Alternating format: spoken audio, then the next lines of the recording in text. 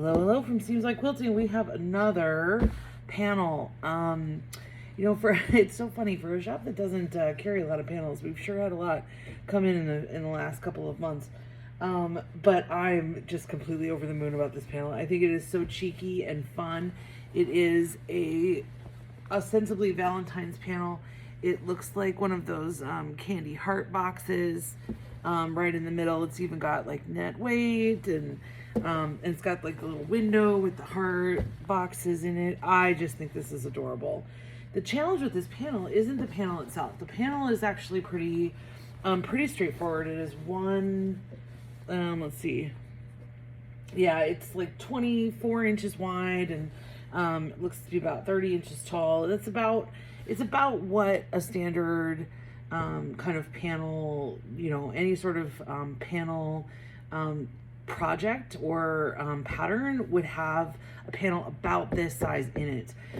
The challenge with this panel isn't the main part, it's the extras, right? So we get these really cute candy hearts here that only have about a 1/4 inch in between them. That's not printed, so I can't like fussy cut it and like piece it into something because it doesn't have enough room in between the hearts.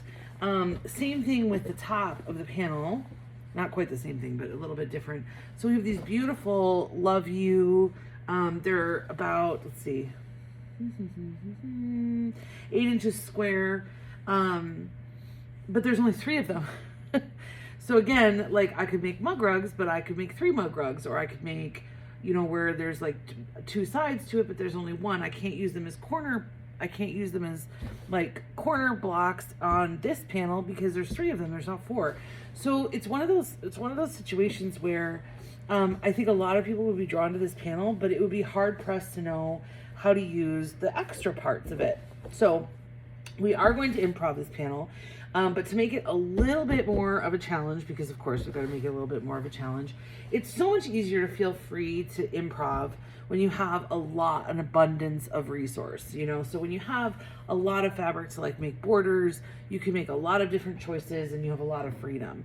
So what we're going to try and do with this panel is we're actually going to try and improv with a very limited set of resources.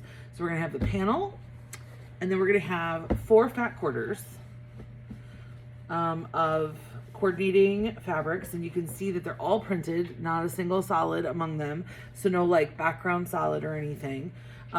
So 4 of these fat quarters, and then we have a 1/2 yard of this tonal stripe, which I love a good stripe. You can do so many cool things with stripes, not the least of which is make a great binding out of them. So I think at least a bit of this will be for binding. But that's it. That's the whole shebang. I'm not adding anything to it. I'm going to do my best not to add any solid white to it or add any sort of like, I might have to use some sort of foundation like muslin or scrap, but it would not, just nothing else would show from the front. This was the challenge, right? 4 fat quarters in a panel, and then this 1/2 yard. So it's almost like a bundle. So basically, if you think about it, in terms of cost, the panel I think is like $8 or something, because it's not quite, it's $8 or $9 for the panel. And then the 4 fat quarter bundle, which is a yard of fabric, so it's about $13, and then the 1/2 yard. So all together we have less than $25 worth of quilt shop quality designer fabric here, and we're going to do our best to make a few different projects here. So because I can't use these all together, I really can't think of a way to make a balance out of those 3 and these 3. So we're going to make a large wall hanging or very small baby size quilt out of the panel. And then we're going to make another project I haven't figured out yet out of the hearts. And then another project I still haven't figured out yet out of the I Love You. So my time putting borders on this panel and making something out of this panel will be kind of thinking about these other things as well. So where to start? So obviously I'm going to start with the center panel piece, and recognizing that I have a limited amount of fabric. I want to put borders on this. I want to make it a substantial size. I would like this to be at least a few feet wide, so that it could be used as a lap blanket. But my challenge with putting borders on is that I don't have any background fabric. And so really all I have are these 4 fat quarters. So I'm not going to do anything like a big wide solid border because I don't have enough fabric for that. So what I did was I started looking at scrappy borders on just Google image search. And I do this a lot just to get some inspiration. I also have some books that have kind of like border, like traditional borders from different kinds of quilting, or piecing backgrounds. There's some indigenous patterns that use a lot of like border on border on border on border. And so there's some books that I have about that. But I started looking at border options, and I started with scrappy borders because I don't have a background fabric. So I can't do like all flying geese or a ton of half square triangles. I could do half square triangles, but they're all going to be made out of this fabric, which means I'm not necessarily going to get a good like visual pattern out of them. A lot of borders have a lot of background to them and then show off the fabric in the border. So a border that would be like, say, you know, diamonds down the middle, like this kind of thing. You know, like a border like that would need all of this background fabric, and I don't have that. So I started playing around with the idea of stacking this concept of a piano key, you know, which is typically a piano key is like a just stacked strips like that. And whether you shorten them, do you do them different lengths, different widths, maybe putting them on an angle could be really interesting. Maybe doing kind of like a braid where it like stacks in the middle. So you have like this stacked piano keys. This is technically called a braid. But then I hit on, what if I were to make a stacked piano key and then cut it in half like this, and then make this kind of like chevroned angled border. So this is what I decided to try. The challenge now is going to be the quilt math of this, because I want this to be a square. So how big do I cut the strips so that I get a square in the end? And what I eventually came down to was I wanted 1-inch finished strips. So I cut them all at 1.5 inches. And then I made a strip set of 1.5 inches. And if I do the quilt math, remember our quilt math, so 1.5 plus 1.5 plus 1.5 plus 1.5 equals 6 inches. But why is my whole strip set not 6 inches? Of course, it's the seams.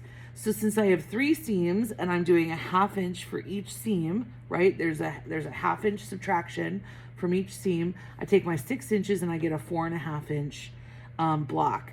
And then I can cross cut it at 4.5 inches. So that's what I started doing. Let me just move this out of the way. That's what I started doing. So I made a strip set, and I've already cut off from this one, but I made this strip set out of 1.5 inch strips that then finish at 1 inch. The whole thing is 4.5 inches, give or take, because of course, you know, I'm not super precise with my seaming. And then I took that one strip set and I made this border out of it. So you can see that it's the block cut in half, right, on the diagonal.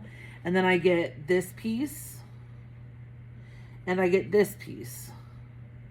And then when I put them all together, you end up with this. I actually really love this border. When I first put the strip set together, I thought it looked too busy, or not busy enough, or it just wasn't right. I didn't like it together as much as I just liked the fabrics put out. But then once I put the border together, I was really, really happy with it. So now my next step is to figure out if I have enough fabric to do this, because I only have fat quarters of each of these 4 fabrics, and I have this big long, and I wanted to put this border around the whole thing, and I don't want to get 3/4 of the way through and run out of fabric and then have a real problem in my hands. So what I'm doing is, now that I've made one test out of a single strip set, so basically 1.5 inch strip off of each of my 4 fat quarters. So basically, if this doesn't work, all I've lost is 1.5 inches off of each fat quarter. 1.5 times the long way, so 1.5 times the 22-ish is what I used. So so let's just measure this strip.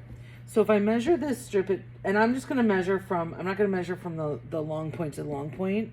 I'm going to measure from short point to short point, because again, I want a true measurement of like how long it's going to take, and I don't know how this is going to end up on the edges or the corners or anything like that. So if I measure short end to short end, I get 20 inches. So now let's measure our panel.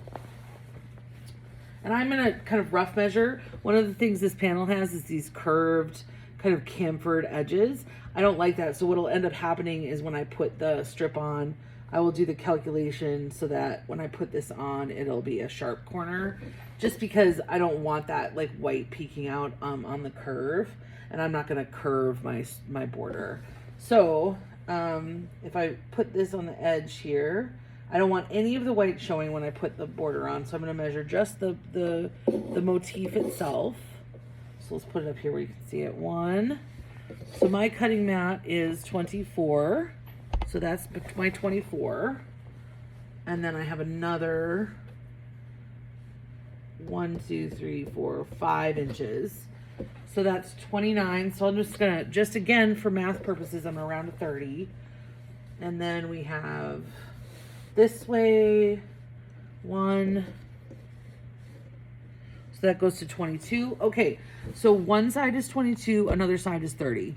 Okay, so that means for 2 of the sides, I need 52 inches of border plus what comes in the corner. So that's another, because the width of the border, right, is going to add to the corner. So plus the 3 inches of the corner. So that means 55 inches for 2 sides and a single corner. But I have more corners and more sides. So 55 times 2 will get me another corner and another 2 sides. So that's 110. And then I have 2 more corners. That's 3 inches each. That's another 6. So then I have to add in my seam allowance to that. And that's, again, that's a real challenge to do, you know, if it's half inch, half inch, half inch, half inch. But basically, we're just going to count seams, right? So when I'm adding my seam allowance to that, it's how many seams I go this way. But really, at the end of the day, I could just say, okay, well, one of these is going to be almost enough for a single side, even the long side. So I can really just add in about 10 inches for seam allowance. Yeah, that's plenty, 10, 15. So that puts me at, where was I, 110, 116. So 126, 130. So let's just round up to 130. So I want to try and get 130 inches of this border, and at 20 a piece, that puts me at 7. That's 140 inches. So I need to cut and make 6 more of these. Now, the reason I went through all of that, even though I know there was some fudgy math in the middle, the reason I went through all of that wasn't because I think I'm going to make 6. I'm only going to make 6, and I'm going to be disappointed if my math wasn't right. No. The reason I went through that is because I wanted to make sure I had enough fabric to complete this technique for the rest of the border. And considering that I still don't know what I'm going to do with these other pieces, I did want some fabric left over. So if I am making 6 more strip sets, that's 6 more 1.5 inch strips off of each of those fat quarters, which at 18 by 22 leaves me plenty of fabric. So I'm going to go ahead and do this. I'm really excited about this. I was thinking that this was going to be, oh gosh, that's so adorable. Oh, I'm really loving it. I wonder if there's something I should put. You know what I really like? I really like how big the motif is against how like tiny and like precious kind of the prints are in the border. But I wonder if if I want to put a striped in between. I don't think I do. Maybe I just want it on the outside. Maybe if it goes in a different direction. Maybe I don't want it at all. Maybe I just want it as the binding and make it super simple. Let's see. Oh, I think I might like that the best. Oh, how adorable. Then I'm only adding 6 inches to this. which puts me at 30. Well, you know what? I'm always saying in improv, you're going to make one decision, execute it, and then make the next decision. So let's execute on this border and then make the next set of decisions.